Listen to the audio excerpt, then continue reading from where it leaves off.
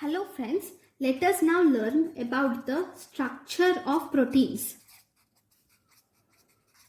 Right, in the structure of proteins, we have four different types of proteins.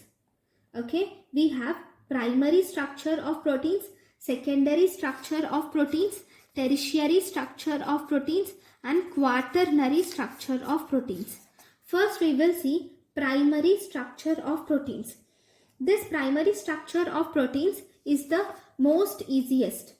On the left side, it is represented by the first amino acid.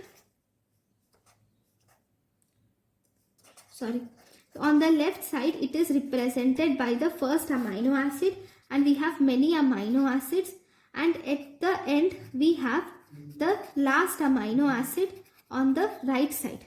So this is the first amino acid on the left side.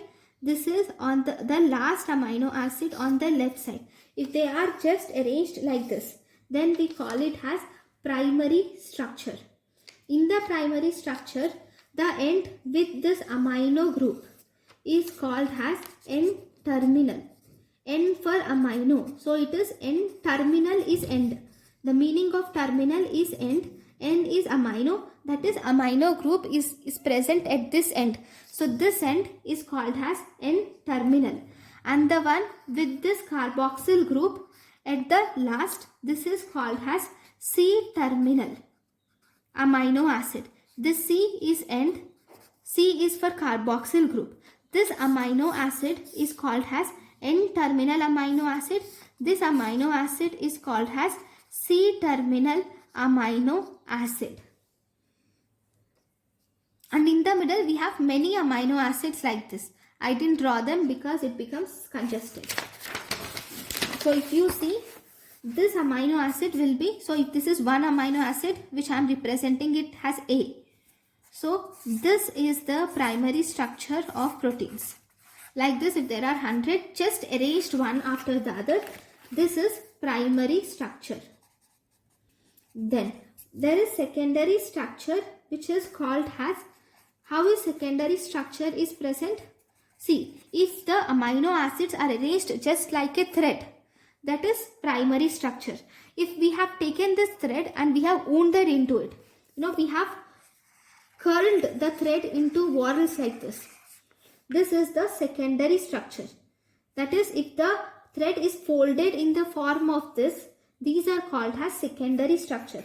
This is a helical form of secondary structure, or helix. We can call it as helix also. This is the secondary structure. Then we have the next structure, which is tertiary structure. Actually, this tertiary structure is a three-dimensional view. Here, this tertiary structure is now woven into a ball, woolen ball.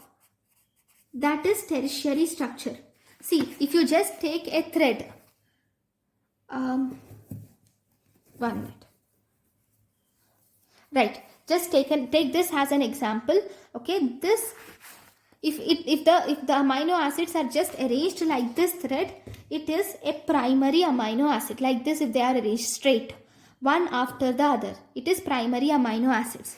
In secondary amino acids, if they are whorled with each other like this, if they form whorls like this, see, this is a secondary structure. See, these are the whorls which are formed. Okay, this is one whorl, this is second, this is one helix. Instead of whorl, you can say helix. This is one helix, second helix, third helix. This is secondary structure. It is just a two-dimensional structure. Now, if this is wounded to form a ball, see, now you can see the ball which is formed, the small ball which I have made with this. This is the tertiary structure. So this is a three-dimensional structure which is tertiary structure. So this is the primary structure.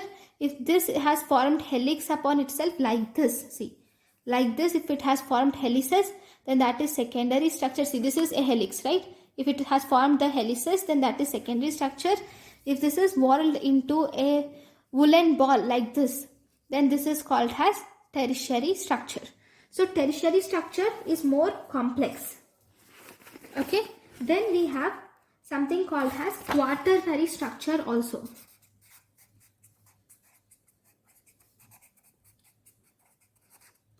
Quaternary structure is if they are arranged either as a sphere